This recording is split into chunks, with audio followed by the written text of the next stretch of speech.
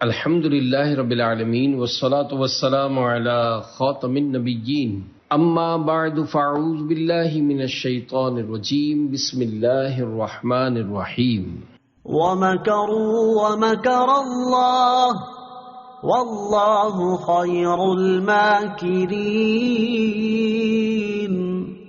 ترجمہ: اور کافروں نے خفیہ منصوبہ بنایا اور اللہ نے خفیہ تدبیر فرمائی، اور اللہ سب سے بہتر خفیہ تدبیر فرمانے والا ہے۔ وَمَكَرُوا، اور انہوں نے خفیہ منصوبہ بنایا، یعنی بنی اسرائیل کے یہودیوں نے حضرت عیسیٰ علیہ السلام کے ساتھ مکر کیا کہ دھوکے کے ساتھ آپ علیہ السلام کے قتل کا انتظام کیا اور اپنے ایک شخص کو اس کام پر مقرر کر دیا۔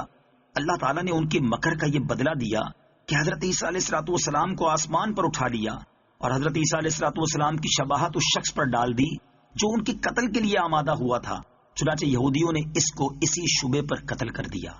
لفظ مکر کے معنی، لفظ مکر لغت عرب میں ستر یعنی پوشیدگی کے معنی میں ہے، اسی لیے خفیہ تدبیر کو بھی مکر کہتے ہیں، اور وہ تدبیر اگر اچھے مقصد کے لیے ہو تو محمود اور کسی قبیح غرض کے لیے ہو تو مذموم ہوتی ہے، مگر اردو زبان میں یہ لفظ فریب کے معنی میں مستعمل ہوتا ہے، اس لیے ہرگز شان الہی میں نہ کہا جائے گا، اور اب چونکہ عربی میں بھی دھوکے کے معنی میں معروف ہو گیا ہے اس لیے عربی میں بھی شان الہی میں اس کا اطلاق جائز نہیں۔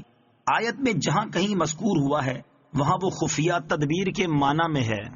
اذ قال اللہ یا عیسیٰ انی متوفیک ورافعک الی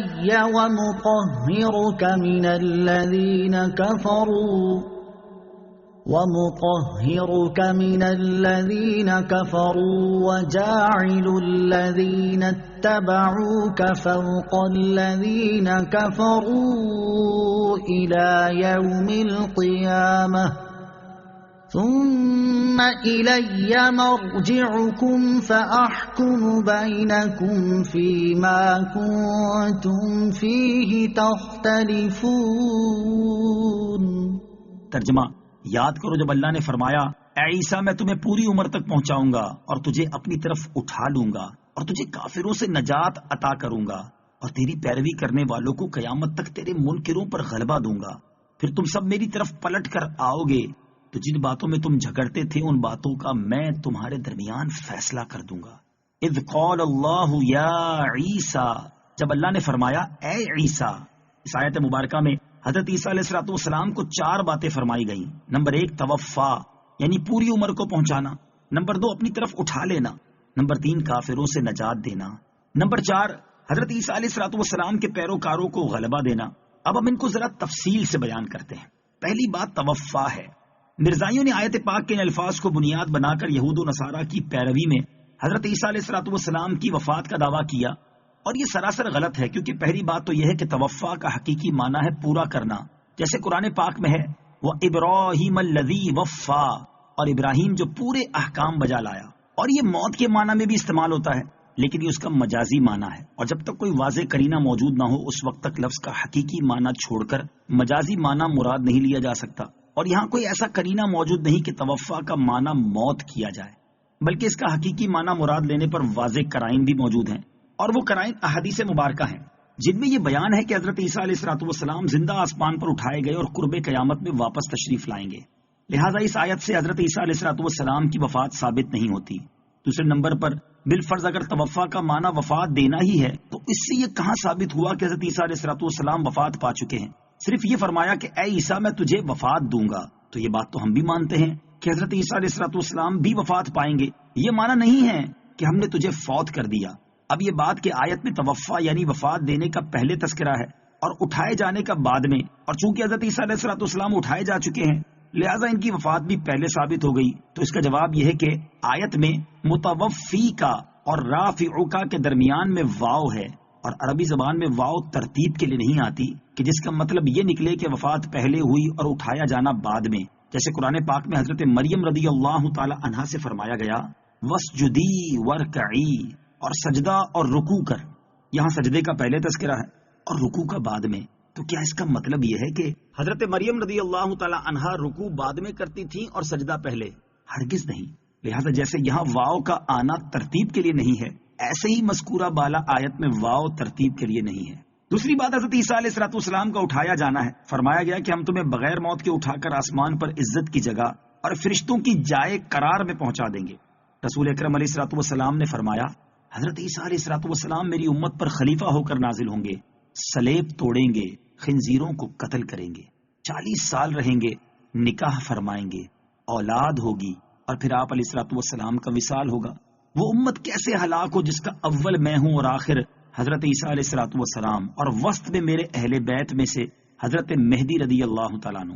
مسلم شریف کی حدیث میں ہے کہ حضرت عیسیٰ علیہ السلام منارہ شرقی دمشق پر نازل ہوں گے.